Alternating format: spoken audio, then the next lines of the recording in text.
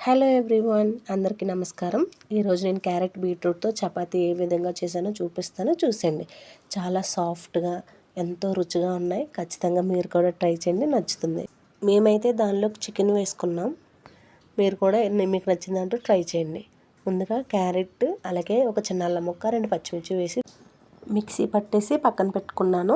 తర్వాత ఒక స్టీల్ గిన్నె తీసుకొని అందులో సరిపడగా చపాతీ పిండి తీసుకున్నాను. ఇక్కడ ఆశీర్వాద్ ఉపయోగించాను నేను. అందులో రుచికి సరిపడగా సాల్ట్ వేసి ఒకసారి మిక్స్ చేసుకొని తర్వాత రుబ్బు పెట్టుకున్న క్యారెట్ మిశ్రమాన్ని అందులో వేసేసాను. మొత్తం అంతా బాగా కలిపేసుకున్నాను. మరీ గట్టిగా కాకుండా మరీ మెత్తగా కాకుండా కరెక్ట్గా కలుపుకుంటే మనకి ఉండ చక్కగా వచ్చేస్తుందండి. నాకు ఇక్కడ కొంచెం వాటర్ అవసరం వచ్చి లైట్గా చిలకరించుకున్నాను. అవి వేసేసి ఒక ముద్దలా తయారు చేసి పక్కన పెట్టుకున్నాను.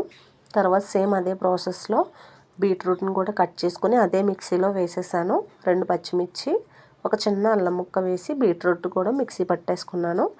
మిక్సీ పట్టేసుకొని మళ్ళీ కావాల్సినంత పిండి తీసుకొని అందులో చిటికెడు ఉప్పు వేసి మొత్తం కలిపేసుకొని దీన్ని కూడా ఒక ఉండలా తయారు చేసుకొని పక్కన పెట్టేసుకున్నాను. ఎక్కువసేపు నానవసరం లేదండి. నేను చేసే విధంగా మీరు చేస్తే ఖచ్చితంగా చపాతీలు చాలా మృదువుగా వస్తాయి.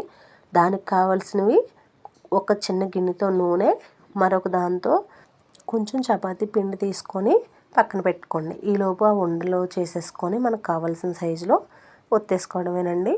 చూస్తున్నారు కదా, ఈ విధంగా చపాతీ కర్రతో చపాతీని చేసేసుకుంటూ చపాతీ చేసేసిన తరువాత నేను ఎలా మడత పెడతానో చూడండి. కొంచెం ఆయిల్ అప్లై చేసి దానికి మొత్తం మడత పెట్టుకుంటున్నాను.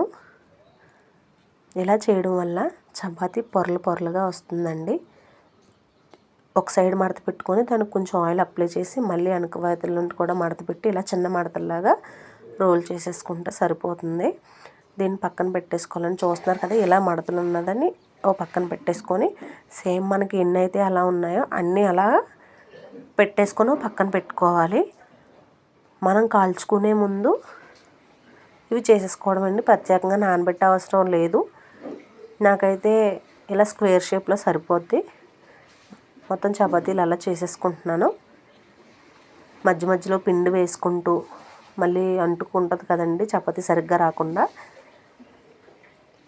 ఈ విధంగా చేసుకున్నాను. మరీ పలుచగా కాకుండా మరీ దలసరిగా కాకుండా రెండు కూడా ఈ విధంగా చేసేసుకొని పెనం, ఇక్కడ మీకు తెలియవలసిన విషయం ఏంటంటే మనం పెట్టుకున్న పెనం బాగా కాలి ఉండాలి. బాగా కాలిన తర్వాత కొంచెం ఆయిల్ వేసి చపాతీ వేసేసుకొని హై ఫ్లేమ్లోనే పెట్టాలండి. హై ఫ్లేమ్లో పెట్టి ఆయిల్ యాడ్ చేసుకుంటూ తిప్పుతూ ఉండాలి. అలా వదిలేయకూడదు, మాడిపోతుంది. ఖచ్చితంగా హై ఫ్లేమ్లో పెట్టి తిప్పుతూ కాల్చుకుంటే లోపల వరకు ఉడుకుతుందండి. ఖచ్చితంగా సాఫ్ట్గా వస్తాయి. మీరు చూడొచ్చు, చూసారా ఎంత మృదువుగా ఉన్నాయో, ఎలా అంటే వచ్చేస్తున్నాయి. టేస్ట్ కూడా చాలా బాగుంటుంది. హెల్త్కి కూడా చాలా మంచిది కదండి. పిల్లలకైతే ఇంకా మంచిది.